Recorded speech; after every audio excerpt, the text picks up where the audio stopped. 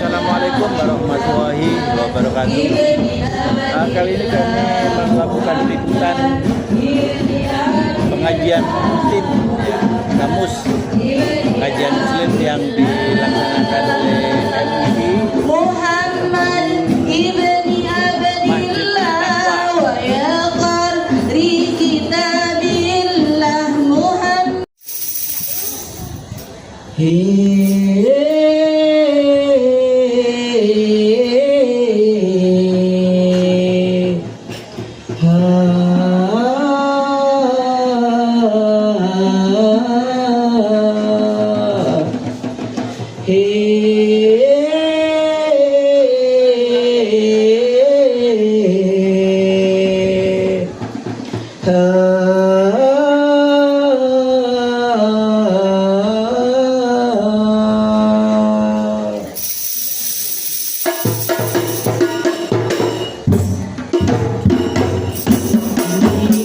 Telah kembali dan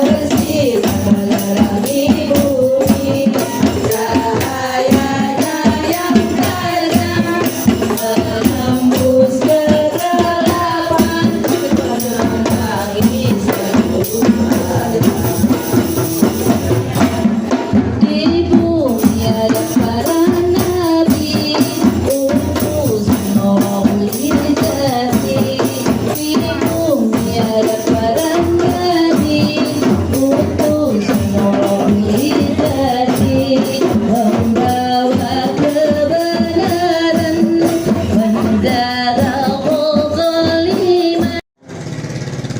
Yang kami hormati dan yang kami muliakan, ya Sohibul Bait, pada kesempatan hari ini yaitu Ketua MUI Desa Sukamenak.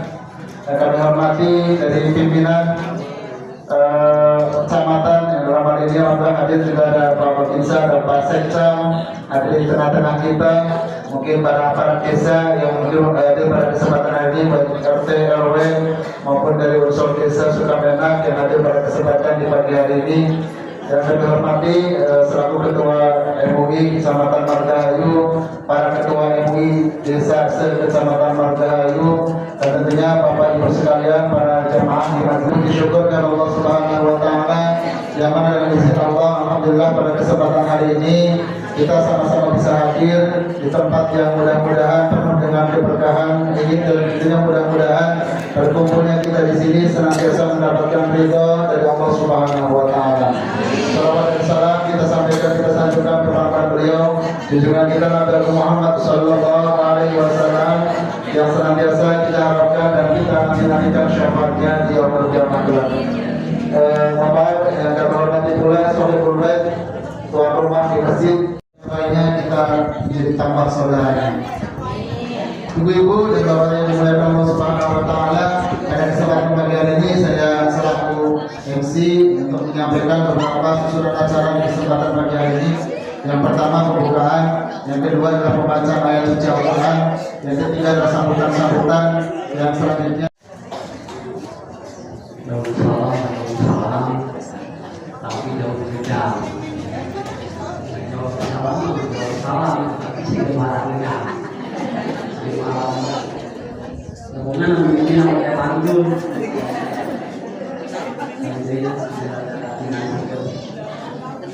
Assalamualaikum warahmatullahi wabarakatuh.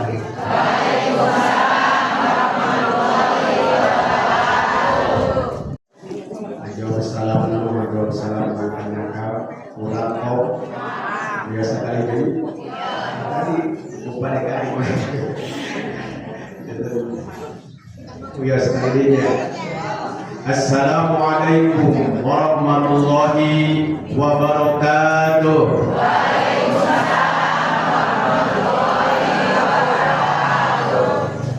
Alhamdulillahirabbil alamin alladzi ja'alna tangkal pare tangkal duku melakna di barasihan buka sarare buka tulu buatena rada uluhan sakali deh siap ibu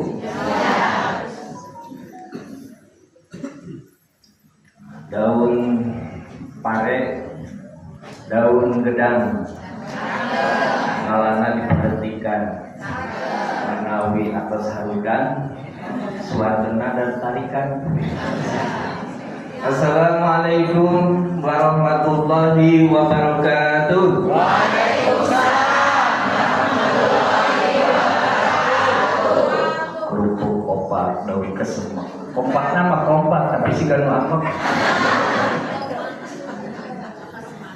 Alhamdulillahilladzi ayyadal mujahidin wa jalal muqtadin. Asyhadu an la ilaha illallah al-malikul haqqul mubin Muhammadar Rasulullah shadiqul wajil amin. Allahumma sholli ala sayyidina Muhammadin nuriz zati wa sirri sadi fi sa'iri asma'i wa sifatihi wa ala alihi wa sahbihi wa sallim. Allahumma sholli wa sallim wa barik ala sayyidina Muhammad wa ala sayyidina Muhammad amma ba'd. Puji dan syukur kita panjatkan kepada Allah Subhanahu wa Ta'ala. Alhamdulillah berkat kudrat irodah taufik hidayah melalui kesehatan ibu-ibu bapak-bapak pada kesempatan ini hadir di rumah Allah Baitullah, yaitu Masjid At-Taqwa RT 01 RW 14 Desa Sukamenak. Mudah-mudahan menjadikan kita diberikan barokah oleh Allah Subhanahu wa Ta'ala. Amin ya rabbal alamin. Dan tak lupa juga kepada saya hadir sendiri semuanya, mudah-mudahan Allah memberikan jadi keluarga sakinah mawaddah warahmah, diberikan keturunan yang soleh-solehah, diberikan usia yang barokah, kesehatan yang barokah, umur yang barokah. Mudah-mudahan semua bisa melaksanakan ibadah haji ke Mekah dan Madinah. Dan semoga bisa dipanggil kelak oleh Allah Subhanahu wa taala dengan keadaan husnul khatimah.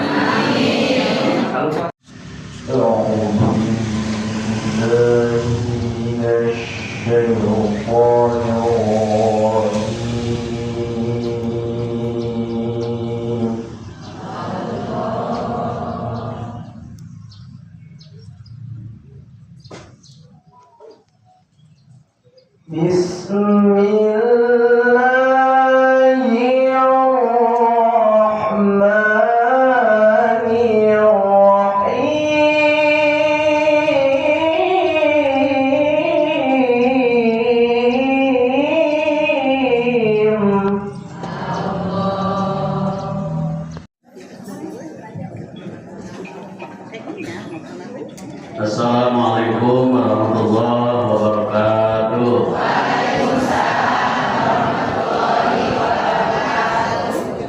A'udzu billahi minasyaitonir rajim. Bismillahirrahmanirrahim.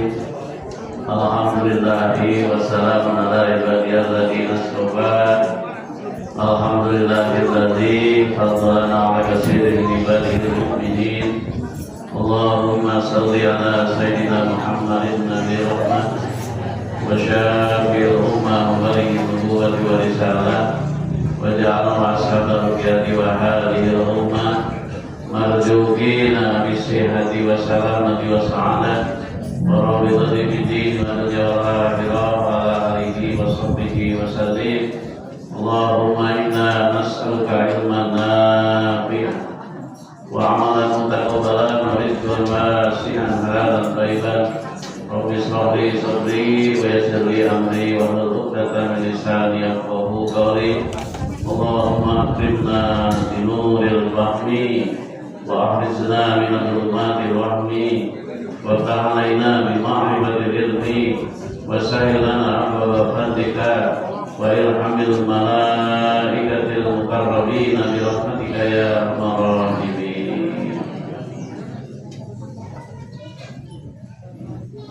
Ibu-ibu, bapak yang dirahmati Allah Subhanahu wa taala, puji dan syukur bila kita panjatkan terlebih dahulu kepada Allah Subhanahu wa taala, pemilik segala dunia, pemilik segala kenikmatan, dan telah menciptakan bumi langit serta seisinya untuk kita. Mudah-mudahan kita termasuk di antara orang-orang yang selalu bersyukur kepadanya, dan dunia kita selalu berharap agar kita senantiasa diberikan oleh Allah kesehatan lahir maupun batin, dipanjangkan usianya berkah, diluaskan rezekinya, dan dilancarkan usahanya. Amin ya Allah ya Allah. Ibu-ibu sehat Bu?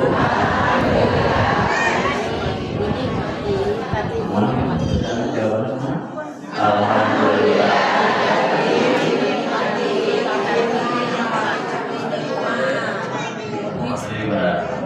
Alhamdulillahilladzi katimus suara sakitnya saya salamnya. Ibu sehat Bu?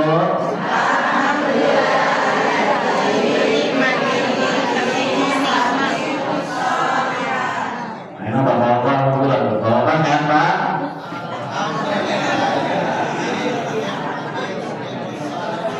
Ibu-ibu ramai mana Bapak? Ibu-ibu sehat Bu?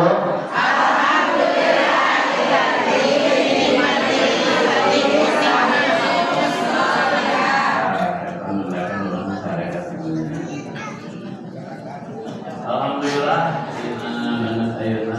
hari ini Sabtu tanggal 25 Juli ya, pertemuan di At-Taqwa Sukamena. Maksudnya saya ingin di tempat ini karena ini adalah inspirasi pengajian FUI bulanan itu sebetulnya setiap subuh di sini ya.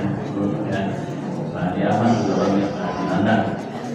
Jadi kenapa tidak di masjid ini kita diadakan? Jadi memang sudah lama sebetulnya permintaan di sini, tapi karena berhubung belum ada sarana tempat itu dan saya alhamdulillah sekarang.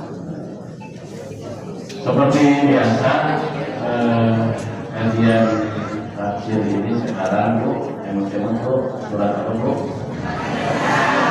Saya surat apa? Kayak pertanyaan, kayak mungkin di travel umroh. Jadi mungkin tidak catat, mungkin ada pertanyaan, mungkin jawab kayak sesuai dengan kebiasaan sebelum saya menyampaikan takbir ini dari ayat surat An-Nisa ayat 105-13 biasanya dicoba dulu perempuan laki-laki satu perempuan satu sunnah. Itu Qurannya mana di sana tuh? Kemudian yang kami sadari bukan Al-Qurannya. Mau ibu-ibu coba dulu mana? Jadi satu kolom ayat ini dua, jadi kerja suara ayat 9, berarti ibu-ibu 5, berapa ayat? Pada ibu-ibu apa ya? Ibu-ibu sama. Surat An-Nisa 105 sampai 118, 9 sampai 113. Kasih mic-nya Pak, terbeda mic-nya awal.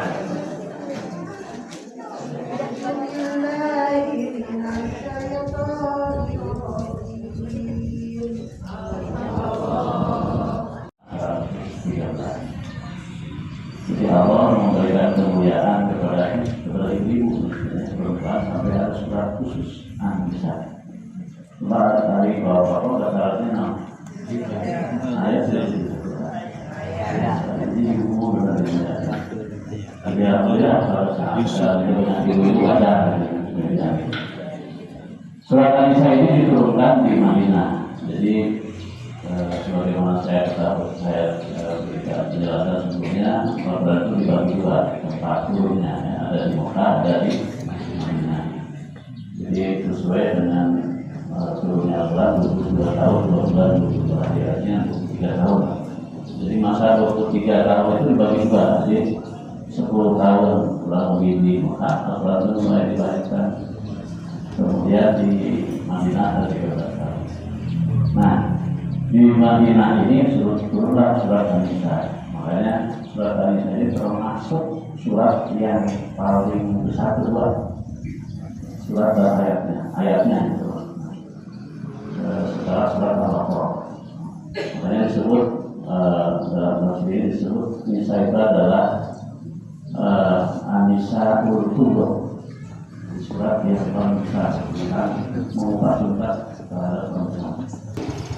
Inna anzalna ilaikal kitaba bil haqq litahkuma bainan nasi bima araka wala takul lil kha'inina khasima. Jadi artinya sebenarnya kami telah menurunkan Al-Quran kepada Muhammad membawa kebenaran agar engkau mengadili antara manusia dengan apa yang telah diajarkan Allah kepadamu, dan janganlah engkau menjadi penentang orang yang tidak bersalah karena membela orang yang berkhianat, karena membela orang yang berkhianat. Nah, kita adakah di ayat ini asbabun nuzulnya sehingga turun ayat ini? Ternyata dalam tafsir ini ada asbabun nuzulnya sehingga kita bisa memahami ayat demi ayat dalam satu kelompok ini dengan kita memahami asbabun nuzul atau turunnya dulu ayatnya dan sebabnya apa. Diriwayatkan dari Ibnu Marwahih dari Ibnu Abbas, kita akan terjemahkan yang hadisnya ini, bahwa ada salah seorang dari golongan Ansor berperang bersama Rasulullah. Jadi kita ketahui dari itu ada golongan Muhajirin, ada golongan Ansor. Kalau golongan Muhajirin berarti pendatang bukan dari Mekah ke Madinah. Kalau yang berdiam di Madinah disebutnya golongan apa? Ansor. Jadi pada suatu saat ini dalam hadis kita ada seorang golongan Ansor berperang bersama Rasulullah dalam satu peperangan kehilangan dari besi. Lalu kan peperangan itu hanya alat untuk berperang, proteksinya supaya tidak diserang cuma dari besi. Jadi seorang Ansor itu pengikut Nabi ini kehilangan dari besi. Nah, seorang laki-laki dari Ansor itu terpukul mencuri baju besi itu. Pemilik baju besi itu menghadap Rasulullah dan mengatakan bahwa Tu'mah bin Ubairik yang mencuri baju besi. Tu'mah dalam kalimat. Jadi ketika ada seorang Ansor ini kehilangan baju besi, kemudian sang pemilik baju itu menghadap Rasulullah, saya telah kehilangan baju besi dan diletakkan di rumah seseorang yang tidak bersalah. Nah, kemudian ternyata ada pemilik baju itu menghadap Rasulullah dan mengatakan Tu'mah itu yang mencuri. Jadi maksudnya melaporkan kehilangan baju besi yang mengatakan kepada Rasulullah bahwa Tu'mah itu yang mencuri. Nah, kemudian Tu'mah memberitahukan kepada kaumnya bahwa dia telah menggelapkan baju besi dan menyembunyikannya di rumah orang lain yang tidak bersalah. Nah ini maka si Tu'mah yang mencuri baju besi itu, tapi si Tu'mah sendiri menyampaikan kepada Rasul bahwa bukan saya yang mencuri, tapi orang yang memang saya simpan baju itu di rumah salah satu orang. Orang itu nanti disebut nanti Zaid saya. Jadi seolah dia menuntut diri bahwa dia tidak salah. Jadi si Zaid saya itu lah yang salah. Nah kemudian pemilik rumah itu pergi menghadap Rasulullah. Jadi panggilnya di saudaranya rumah menghadap Rasulullah. Pada suatu malam mengatakan kepada beliau, sesungguhnya saudara kami itu rumah itu bersih dari tuduhan itu. Sesungguhnya pencuri baju besi itu ialah si Fulan. Yang maksud Fulan itu nanti dalam bahasa ini itu adalah Zaid bin Soleh. Dan kami, kata familinya semua ini benar-benar mengetahui tentang itu. Untuk itu maka ya Rasulullah bebaskan saudara kami dari segala tuduhan di hadapan raya dan belalah dia, maksudnya belalah si rumah itu karena seperti saudara. Jika Allah tidak melihatnya dengan perkataan yang binasalah dia, kemudian Rasul pun hampir saja membersihkan rumah ya, dari segala tuduhan dan mengumumkannya hal itu di hadapan rakyat ramai, maka turunlah ayat. Artinya ayat ini walaupun turun kepada Nabi Muhammad agar jangan sampai mengukur seseorang yang memang dia tidak salah jadi salah, yang salah jadi tidak salah gitu. Sehingga turunlah ayat ini untuk menegur Rasulullah jangan seperti itu, untuk belum diberi hukuman. Jadi dalam Al-Quran ini di ayat 105 ini ayat ini turun kepada Nabi untuk mengadili perkara yang terjadi antara manusia berdasarkan hukum-hukum yang diajarkan Allah. Jadi berdasarkan kitab itu Nabi memutuskan satu perkara dengan adil, beliau bilang menjadi lawan dari yang benar, menjadi lawan dari yang benar, atau kawan bagi yang salah. Jadi memutuskan itu harus kepada inilah yang salah mengatakan salah, jangan sampai menghukum kepada yang orang yang benar. Jadi ayat ini menurut Rasul karena beliau percaya begitu saja terhadap laporan Bani Ja'far, maksudnya pemilik rumah itu namanya Bani Ja'far, dan beliau dengan segera membebaskan rumah seolah-olah beliau menjadi pembela bagi orang yang belum bersalah. Kemudian di ayat selanjutnya wastaghfirullah innallaha kana ghafurur rahima, dan mohonlah ampunan kepada Allah, sesungguhnya Allah Maha Pengampun Maha Penyayang. Wala tujadil 'anil ladzina yaqtanuna anfusahum innallaha la yuhibbu man kana khawanan asima, dan janganlah kamu berdebat untuk membela orang-orang yang mengkhianati dirinya, sungguh Allah tidak menyukai orang yang selalu berkhianat dan bergelimang dosa. Jadi tindakan beliau itu sebenarnya bukan kesalahan. Rasulullah itu memutuskan bahwa rumah itu tidak bersalah atau jadi salah yang salah, tapi sebetulnya beliau ini memutuskan dengan istihad pada saat itu, dan tuduhan kepada rumah tidak disertai dengan bukti-bukti. Jadi pemilihnya itu menyampaikan bahwa rumah tidak bersalah itu juga belum dikasih bukti bahwa rumah tidak bersalah. Ini sesuai dengan dalam hadis Sahih Muslim dari Ummu Salamah bahwasanya Rasulullah mendengar keributan orang-orang yang bertengkar di pintu rumahnya. Lalu beliau mendatangi mereka, beliau berkata, ketahuilah bahwa sesungguhnya aku ini hanya seorang manusia, kata Rasulullah. Karena ribut antara yang lurus dengan betul ribut di depan Rasulullah. Aku memutuskan satu perkara, kata Rasulullah, sesuai dengan apa yang terdengar. Mungkin salah seorang kamu lebih pandai mengemukakan alasan dari yang lain. Lalu aku mengambil keputusan untuknya, maka barang siapa yang aku tetapkan untuknya hak seorang muslim, maka sesungguhnya hak itu adalah sepotong api neraka, maka hendaklah dia memikulnya atau membuang. Jadi Rasulullah juga ingat akan kata-katanya beliau sendiri bahwa ketika menghukum salah, itu membuatkan dia tidak adil, adanya dolim, maka nanti ada sepotong api neraka nanti akan dirasakan.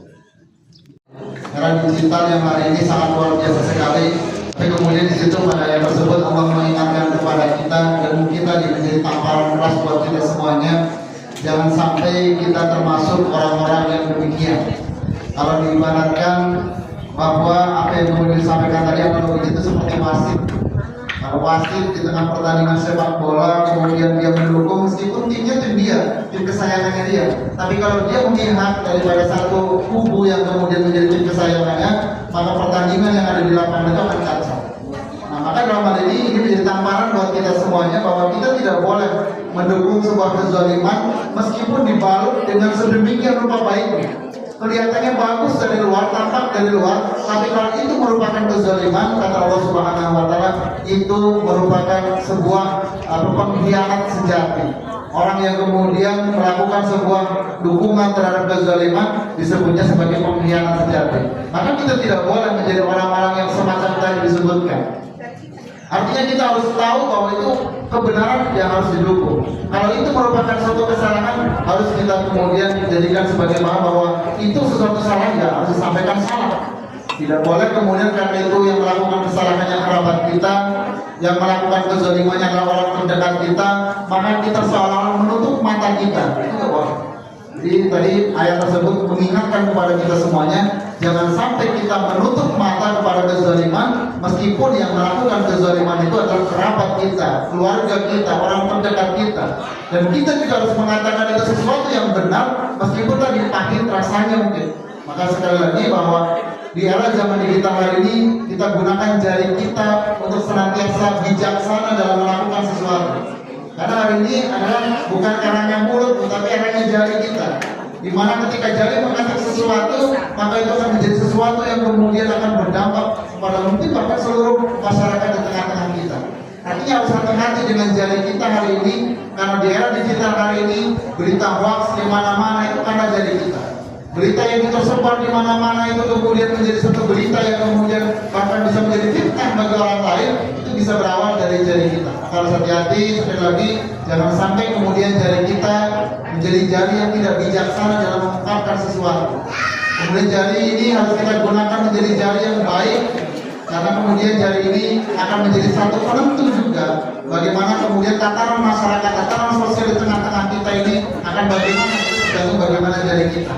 Karena orang saat ini mungkin jalan-jalan nongkrong-nongkrong, tapi kemudian nongkrongnya itu di media sosial, saling berkomentar, saling ini, saling itu, saling menghujat, bahkan saling membenci itu saat ini kalau di eranya digital ini sendiri. Maka sekali lagi, mari kita sama-sama bijaksana, santun dalam bermedia sosial, dan tetap betul-betul mengedepankan nilai-nilai Islam.